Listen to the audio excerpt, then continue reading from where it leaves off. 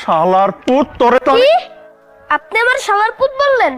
তুই একটা বেয়াদব, তুই একটা বেয়াদব, তুই একটা পেন্সিল ব্যাটারি। তুই একটা পেন্সিল ব্যাটারি। কি তুই আমার নকল করছ কেন?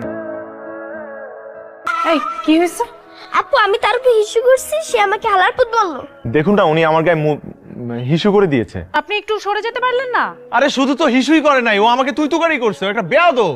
আপু আমাকে বেয়াদব বলছে মানে তোমাকে বেয়াদব বলছে। তুই আমাকে বেয়াদব বলছিস না? আরে আমি আপনাকে কখন বেয়াদব বললাম? কিন্তু আমি কিন্তু নিচে নামলে তোর খবর করে ফেলবো। আয় নাম, তুই নাম নিচে নাম, আয়। চলো। আর দুধের বাচ্চাটা একটু হিসুই না করছে আপনার গায়ে তো কি হয়েছে? সে তো মনে হয় 2 দিনের হিসু আটকায় রাখছিল, 2 দিনের হিসু আমার গায়ে একদিনে করতে। আমি আর করব না। এই করবি না মানে কি? আর করবি? কিছু না, ওই যে দোলাদলি করছিলাম। ও আমার ছোট ছেলে, দুলহার ছোট ভাই সমীর। দুলহানের একমাত্র বোন Ishita. Sorry ball. Sorry. It's okay. এখন ওর ব্যাগটা নিয়ে রুমে নিয়ে যাবি, এক গ্লাস শরবত বানিয়ে দিবে। আমি কেন ব্যাগ নিব? আমাদের মেহমান সেই জন্য। আপনার সমস্যাটা কি একটু বলবেন? যেভাবে আমার ব্যাগের গলা চেপে ধরেছেন, ও মরে যাবে তো। আসলে যার গলাটা চাপ দিয়ে ধরতে চাই তাকে তো ধরতে পারছি না, তাই 2 চামচ শরবতে চিনি, 2 চামচ। ব্যাগটা নিয়ে রাখতো। এই এই যারাই খায় ব্যাগ। হেই!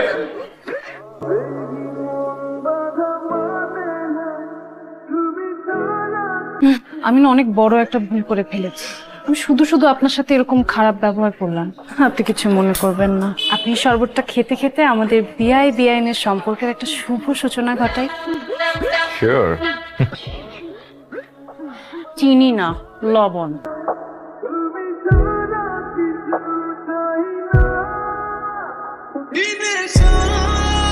এই বলটা মারতো। আমি তোকে বলটা মারবো, তুই নিতে পারবি? একবার মাইরা তো দেখ। কি করলি এটা? এই আস্তে আস্তে আস্তে। আপনি আমার মাথায় বল মারছেন কেন? আমি মাথায় বল মারি না, আমি ঠিক জায়গায় বল মারছি, মাথাটা মাঝখানে চলে আসছে। একবার ইচ্ছা করে মারছো।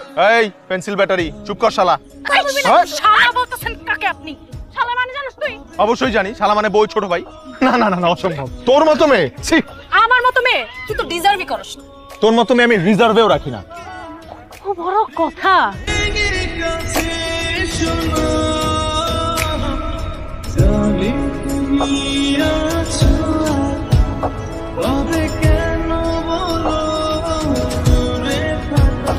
কিন্তু দাদি, এই বাড়িতে তোমার কিন্তু অনেক শত্রু আছে, যারা চায় তুমি এই দুনিয়া ছেড়ে খুব দ্রুত চলে যাও। এই ঘরে আমার মরণ কি স্যার? যে এই মার্বেল ছিটায় দিছে তোমার নিজের নাতি আর নাতনি। কিরে তোরে ছোট থেকে কোলে পিঠে করে বড় করলাম, আর তুই আমার মরণ চাস? যা যা আমার চোখের সামনে থেকে যা। আস্তে সাবধানে।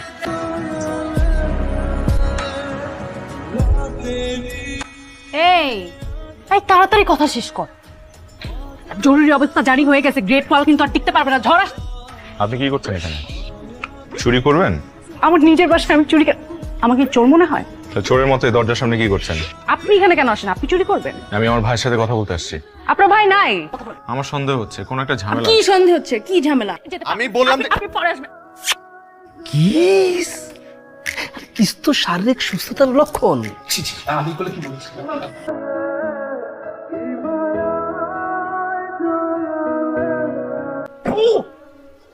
তুই দরজার বাইরে কি করছিস?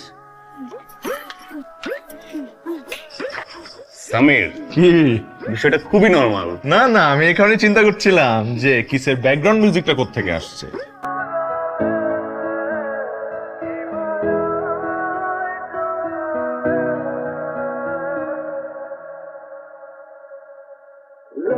আমার সেন্স কিন্তু খুব ভালো, কারণ আমি প্রথম থেকেই বুঝতে পেরেছিলাম যে আমাদের মধ্যে কিছু একটা হবে।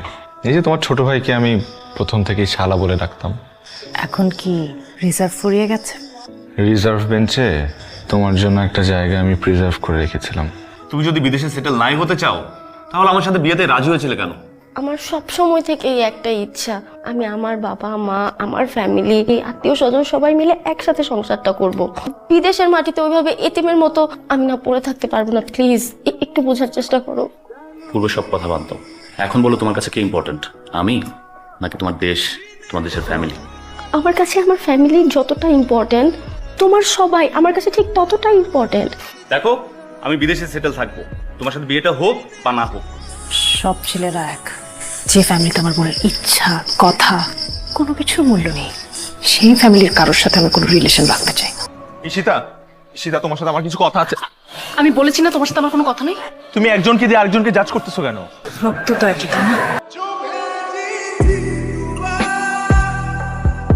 আমি অনেক ভেবে দেখেছি, যেহেতু আমাদের দুইজনেরই মতের মিল হচ্ছে না, তাই আমাদের এই বিয়েটা আগানো ঠিক হবে না। এই পরিস্থিতিতে আমার পক্ষে কারো মুখোমুখি হওয়া সম্ভব না, তাই তোমাকে চিঠি দিয়ে চলে গেলাম। আমার বড় ছেলেটা এমন একটা কাণ্ড করবে ঘুণাক্ষরেও কল্পনা করিনি। সত্যি আমি খুব লজ্জিত। ছেলেমেয়েরা যখন বড় হয় তখন তারা তাদের সিদ্ধান্ত অনুযায়ী চলে। সে তার সিদ্ধান্ত দিয়ে চলে গেছে, এতে আপনাদের কি বলার আছে বলেন। কিন্তু এই বিয়েটা হবে। আমার বিশ্বাস আমার ছোট ছেলে আপনার বড় মেয়েকে বিয়ে করবে। ওদের মতামতটা নেওয়া উচিত না? মানে তোর কি মত কোনো আপত্তি আছে? তোমরা যেটা বলবে ঠিক সেটাই হবে। কিরে, তোরও তো নিশ্চয়ই কিছু বলার নেই, তাই না? না বাবা, আমারও কিছুই বলার নেই। এই বিয়েটা হলে যদি দু পরিবারের সম্মান রক্ষা হয়, তাহলে আমি বিয়েটা করব।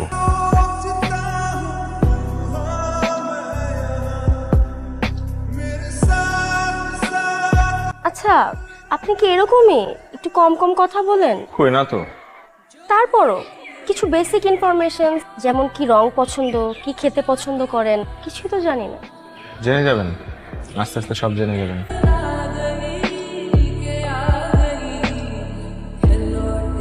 মেয়ে মানুষ অনেক অদ্ভুত, প্রকাশ্যে নিজের ভালোবাসার কথা বলতে পারে না, আবার আড়ালে ঠিকই কষ্ট পেয়ে যায়। তোমার কেন মনে হচ্ছে আমি তোমার জন্য কষ্ট পাচ্ছি? আমি মোটেও তোমার জন্য কষ্ট পাচ্ছি না, আমি কাঁদছি আমার বোনের জন্য। যেই পরিবার তোমার বোনের মূল্যায়ন করে না, আজ সেই পরিবারের ছেলে সবার সামনে তোমার বোনের মূল্যায়ন করলো, তার সম্মান রক্ষা করলো। তোমার তো খুশি হওয়ার কথা।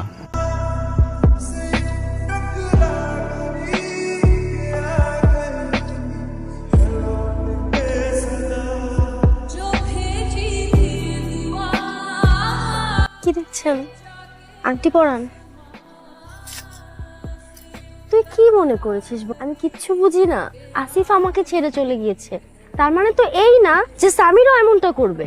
নিজের ভালোবাসার কথা একটাবার চিন্তা না করে আমাকে বিয়ে করার জন্য রাজি হয়ে গিয়েছে। সারাটা জীবন তুই কষ্ট পাবি, কারণ তুই তো ওকে ভালোবাসিস। আমি তো আমিরকে একদমই ভালোবাসি। মিথ্যা কথা বলবি না, আমার চোখ ফাঁকি দেওয়া এত সহজ না। আংটিটা পরা।